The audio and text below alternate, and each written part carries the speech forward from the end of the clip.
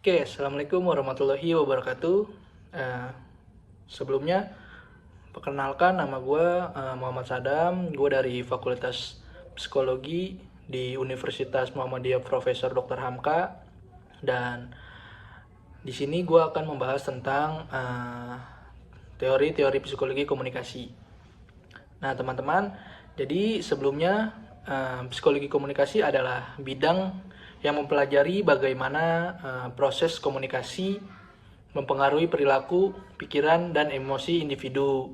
Jadi dalam penjelasan kali ini, berbagai teori telah dikembangkan untuk memahami dinamika komunikasi interpersonal dan massa.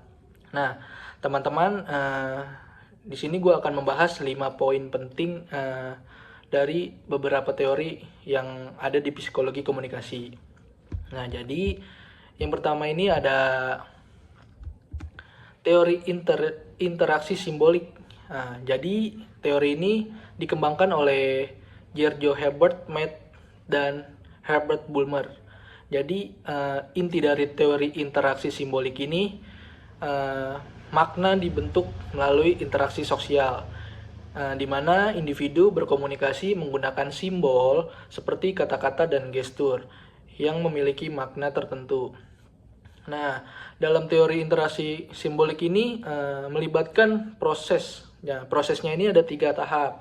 Yang pertama itu ada penafsiran, di mana individu menafsirkan makna dari simbol yang diterima. Lalu yang kedua itu ada respon, yang dimana individu memberikan respon berdasarkan penafsiran tersebut. Nah, yang ketiga ini ada individu merenungkan makna dari interaksi tersebut. Nah, yang kedua ini ada teori kognitif.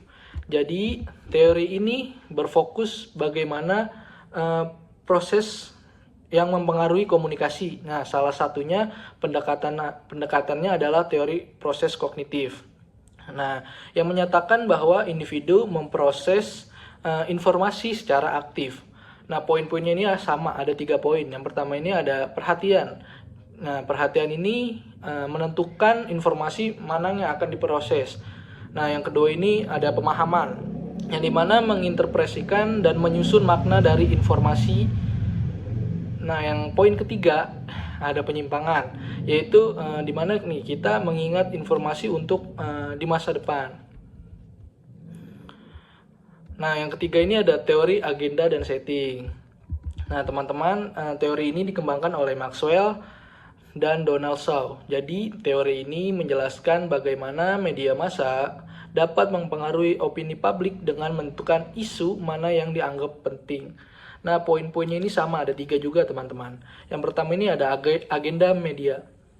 Nah, agenda media ini di mana isu-isu yang diberitakan oleh media. Nah, yang kedua itu ada agenda publik.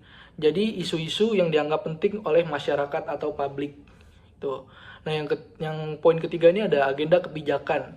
Jadi, isu-isu yang diproses itu oleh pembuat kebijakan. Oke, nah lanjut ke poin keempat, itu ada teori penguatan sosial. Nah, dari teori penguatan sosial ini dikembangkan oleh Albert Bandura.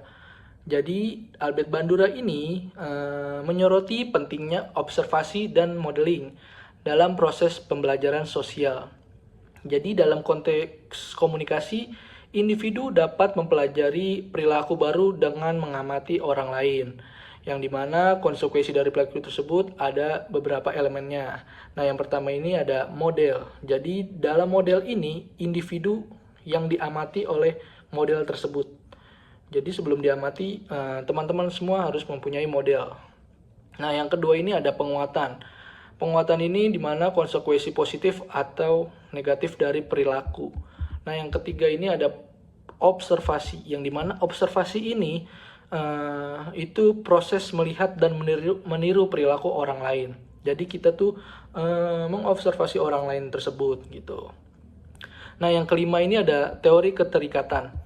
Teori keterikatan ini dikembangkan oleh John Bowlby yang menjelaskan bagaimana hubungan emosional yang terbentuk selama masa kanak-kanak dapat mempengaruhi cara individu berkomunikasi di kemudian harinya. Nah, ketertarikan yang aman cenderung menghasilkan komunikasi yang lebih dan positif. Dan sedangkan ketertarikan yang tidak aman dapat menyebabkan kesulitan dalam berkomunikasi.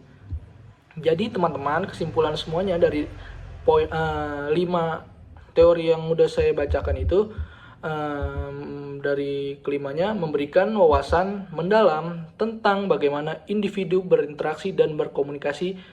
Dengan memahami berbagai teori ini, kita dapat meningkatkan kemampuan komunikasi kita dan memahami pengaruhnya terhadap hubungan sosial, budaya, dan masyarakat secara keseluruhan. Oke, mungkin itu saja yang bisa saya sampaikan mengenai teori-teori psikologi komunikasi. Kurang lebihnya mohon maaf. Assalamualaikum warahmatullahi wabarakatuh.